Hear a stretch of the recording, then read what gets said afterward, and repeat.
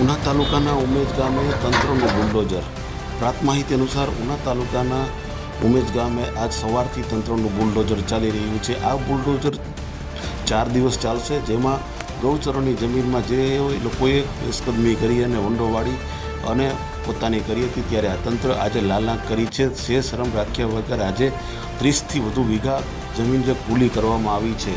જ્યારે ઉના તાલુકાના દરેક સમાચાર લોકલ સમાચાર જોવા માટે અમારી ઉના ન્યૂઝ ચેનલ સબસ્ક્રાઈબ કરો તથા ધંધાકીય જાહેરાત આપવા માટે અમારો સંપર્ક કરો તથા આ સમાચાર ફેસબુક આઈડી પર જોતા હોય તો તે આઈડી અમારી ફોલો કરો અને આ સમાચાર પબ્લિક એપ પર જોતા હોય તે આઈડી અમારી ફોલો કરો. ધન્યવાદ.